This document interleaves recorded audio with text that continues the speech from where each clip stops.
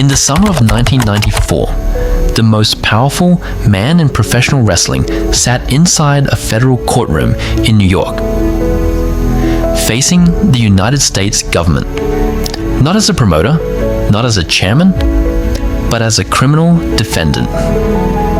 If convicted, Vince McMahon would have gone to prison.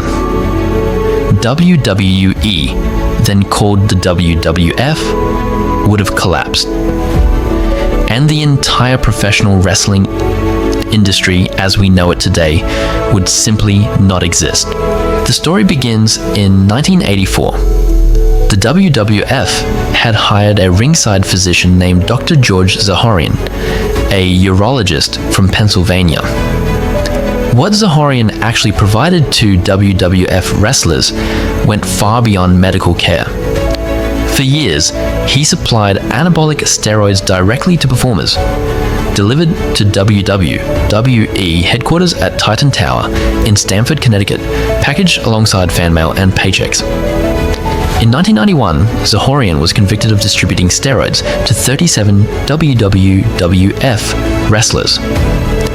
Federal agents had raided his office and found him shredding documents.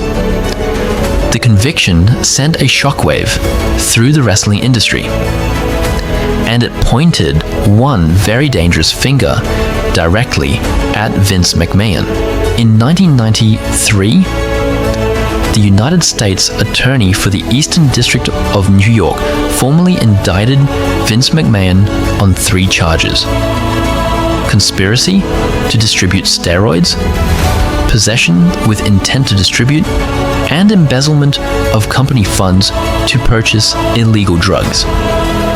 The government alleged that McMahon had not only known about the steroid distribution, but had actively facilitated it to keep his wrestlers large enough to sell tickets. The trial began on July 5th, 1994.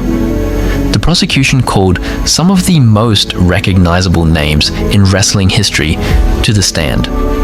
Hulk Hogan testified under immunity from prosecution, admitting he had personally picked up steroids WWE headquarters, packaged among his mail. He stated that while nobody directly ordered him to take steroids, the drugs had been available and accessible throughout his entire time with the company. The man McMahon had built an empire with was now testifying in a federal courtroom against him. For weeks, the trial dominated news coverage. Ted Turner, owner of WCW, McMahon's direct competitor, suggested getting CNN to cover every moment of the proceedings. The wrestling world held its breath. Industry insiders reported that veteran promoter Jerry Jarrett was already being positioned to take over the WWF if McMahon was convicted and imprisoned. The company's very existence was hanging by a thread. After 16 hours of deliberation, on July 23, 1994, the jury delivered its verdict, not guilty, on all remaining charges.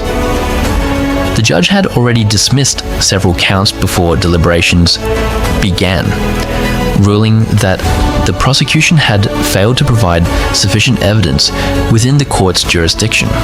McMahon walked out of that courtroom a free man, unhoarded offer, and back into control of the WWF. Within 4 years of that verdict, the WWF had produced Stone Cold Steve Austin, launched the Attitude Era, and won the Monday Night Wars against WCW entirely. The company that almost ceased to exist in a New York federal courtroom became the largest professional wrestling organization in the history of the world. What would professional wrestling look like today if that jury had decided differently? That question has no answer. But one thing is certain. On July 23rd, 1994, the entire future of WWE came down to 12 people in a room, and they said not guilty.